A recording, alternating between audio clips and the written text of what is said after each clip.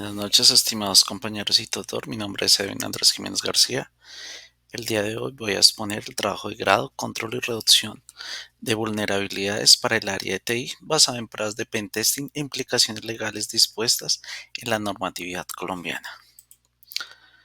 En la agenda de la reunión vamos a encontrar la introducción, el problema, justificación, objetivos, los resultados obtenidos y las conclusiones. Para la introducción vamos a mirar el estado actual y cómo llegamos a este problema.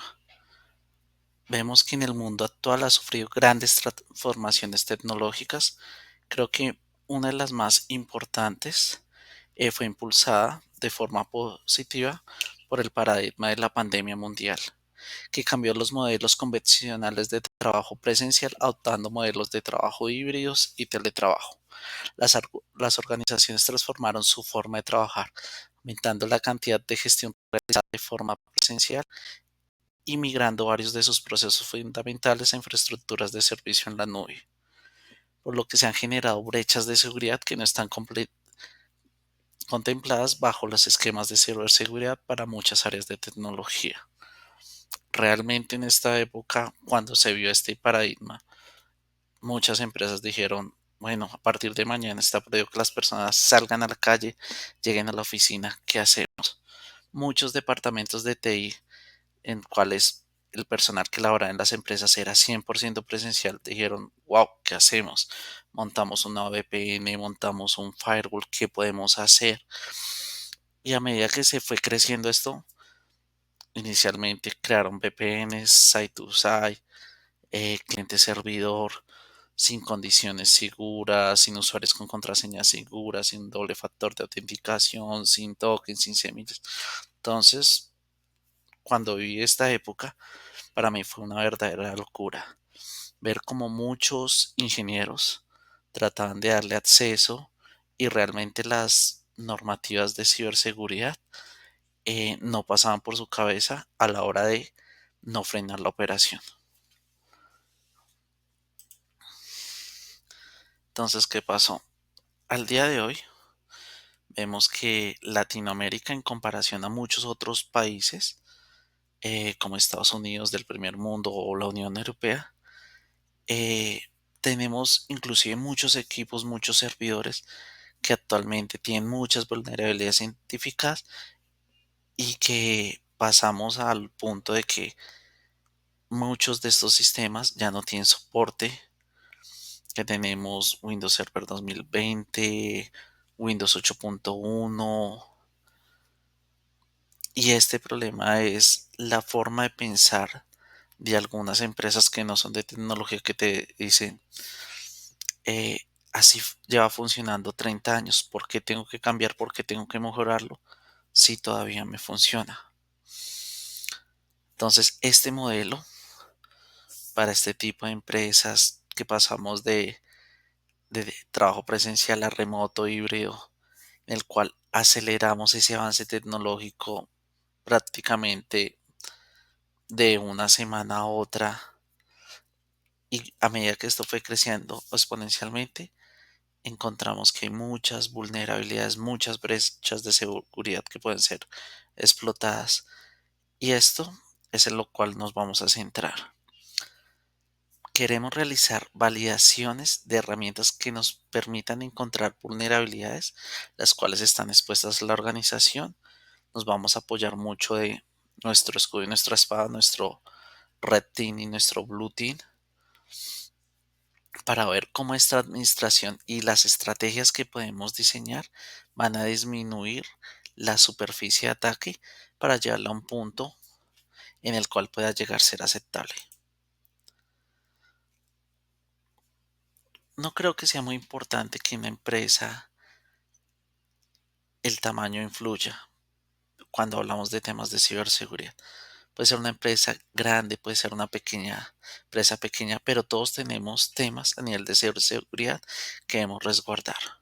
Para nosotros, como especialistas, lo más importante no debe ser que si tengo un firewall, que si tengo un EPS, que si tengo un EDR. que si tengo, mejor dicho, la última herramienta que tiene de todo, hace de todo, si realmente no vamos a lo básico y nos enfocamos en proteger nuestros activos más importantes, que es la información. Entonces podemos implementar modelos de seguridad por capas, una y otra cosa, pero a la larga cada empresa es un mundo aparte y tiene necesidades diferentes. Como primer paso, uno debe poder evaluar el cómo estamos, cómo está la empresa en ese momento, poder crear y ajustar políticas de seguridad y estrategias que permitan alcanzar un estado de madurez que mantengan los activos de información seguros dentro de la empresa. Entonces, una vez identificamos y generamos nuestro plan de trabajo para mitigar las vulnerabilidades en los sistemas y cerramos estos vectores de ataque, vamos a cerrar la puerta para que no sea un hacker o un cracker los que nos atacan la organización. ¿Por qué son importantes las pruebas de penetración? Todo el mundo habla de pruebas de penetración, pero realmente ¿qué es lo importante? Lo importante de una prueba de penetración es pensar fuera de la caja. Saber en todo este mundo, en todo este entorno, qué es lo importante. Yo, desde mi punto de vista, si me dedico a la arquitectura, digo, pongo un firewall, pongo estas políticas, lo administro de esta forma y para mí es seguro. Pero cuando se piensa fuera de la caja y llega una persona externa a hacer una prueba de penetración, un pentesting, empieza a correr sus herramientas, empieza a analizar la situación y los escenarios como si fuera un cracker que va a atacar nuestra red. Y esas pequeñas brechas pueden llegar a ser explotadas, por lo cual uno no está seguro, ya que uno tiene la metodología de ese pensamiento tradicional de que si no me ha pasado es porque estoy bien y se empieza a generar esa falsa sensación de seguridad. Entonces, ¿qué es lo más importante? Salvaguardar nuestras infraestructuras y alinearnos para generar el cumplimiento de la normativa nacional. En muchos casos, para evitar sanciones y conocer realmente la normativa, qué es lo que nos indica y qué es lo que debemos asegurar. Como objetivo general, debemos proponer pruebas de pentesting para identificar vulnerabilidades presentes en los sistemas de información, para permitir una evaluación eficiente de los posibles vectores de ataque y la formulación de medidas para su control. Como objetivos específicos, planteé como paso número uno, identificar los activos de información y qué controles aplicados en el proceso de auditoría externa para el acceso de los usuarios. Aquí nos vamos a centrar en los usuarios. Y los usuarios a qué tienen alcance, a qué servidores tienen alcance, a qué activos de la información pueden llegar, qué pueden hacer, si pueden generar, visualizar, modificar, eliminar cualquier tipo de información. Vamos a mirar si el marco de referencia está alineado a las buenas prácticas de gestión de usuarios y sistemas de control. Vamos a implementar unas pruebas específicas de pentesting alineadas a los controles establecidos para los usuarios. Y finalmente vamos a diseñar un plan de trabajo de mejora continua para la gestión de vulnerabilidades. Recordemos que cuando hablamos de auditorías, de controles y vulnerabilidades, madurez de un sistema, el gap, realmente lo que queremos es ver el ciclo completo, ver cómo empezamos a validar, se encuentran brechas de seguridad, se encuentra una vulnerabilidad explotable, se mitiga el riesgo, se hace un retest para validar que el riesgo quedó adecuadamente mitigado y cuando volvemos iniciamos de nuevo. ¿Por qué iniciamos de nuevo? El tiempo pasa, los sistemas se actualizan, cambian las versiones, salen vulnerabilidades de día cero. Entonces es un mundo en movimiento.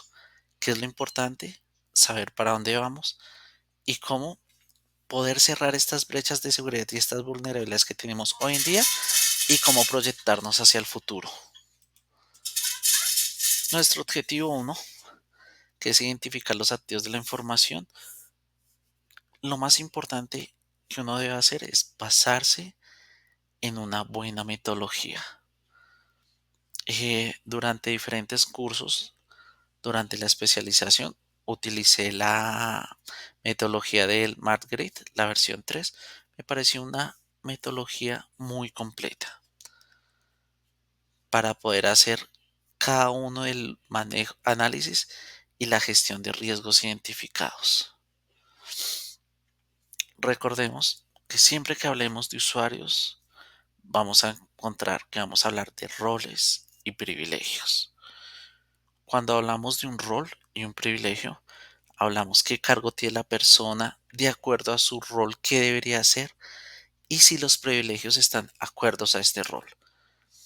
Esto un poco más desmenuzado, la ISO 27000, la versión 2022, nos muestra diferente en sus dominios diferentes controles que nos ayudan a identificar las buenas prácticas y cómo ir segregando cada uno de estos permisos. En el objetivo 2 hablamos de aplicar un marco de referencia alineado, las buenas prácticas de gestión de usuarios y sistemas de control. Dentro del marco de referencia asociado a los usuarios, en el cual tomamos de referencia la 27001, tenemos en el dominio varios controles para accesos, en el cual hablamos de los roles y perfiles, procesos de inicio seguro, homologación de contraseñas, permisos de acceso activos de la información dentro de la infraestructura y como siempre nos enfocamos en el mínimo privilegio.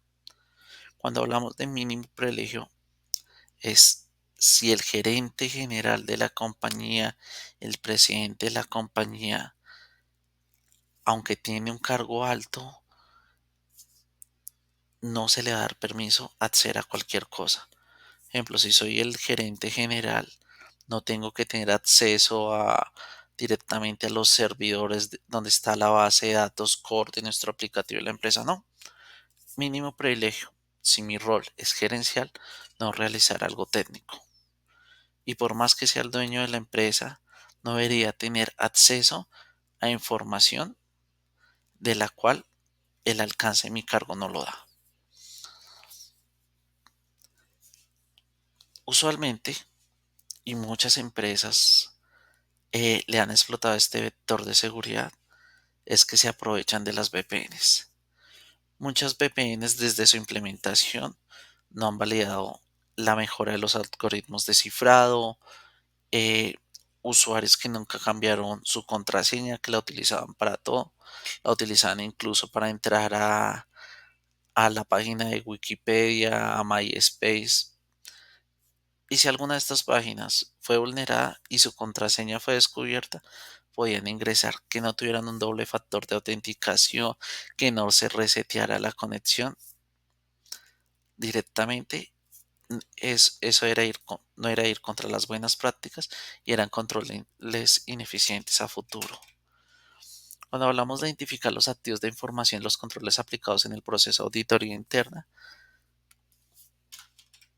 sí o sí hablamos de la implementación de pruebas de pentesting alineadas a los controles establecidos para los usuarios. ¿Qué queremos hacer y qué nos queremos enfocar en lo que lo ve la mayoría de las empresas? ¿Qué es lo que lo ve la mayoría de las empresas? Cómo hacer que sus trabajadores que están híbridos o remotos puedan acceder de forma eficiente y segura. Lo principal, VPN SSL, que el usuario se le cambie la contraseña cada X cantidad de tiempo. Lo mínimo debería ser cada 30 días. Para usuarios administradores de plataformas, si hablamos de cargos de control o supervisión por ahí cada 60 días, el gerente podría llegar a cambiarla a 90 días, pero saber que cualquier persona que tenga acceso directo a información, base de datos, administración de servidor mínimo cada 30 días debería cambiarse, que tenga un doble factor de autenticación y que su sesión expire.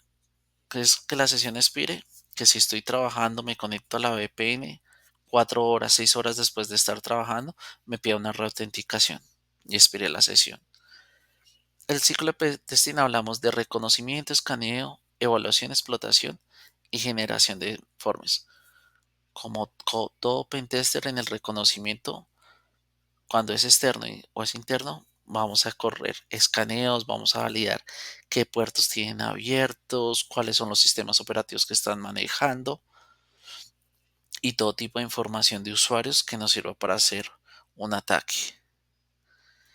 En el escaneo ahondamos utilizando usuarios, vamos a utilizar los puertos que encontramos, las direcciones IP de la red que alcanzamos a mapear y posteriormente empezamos a evaluar.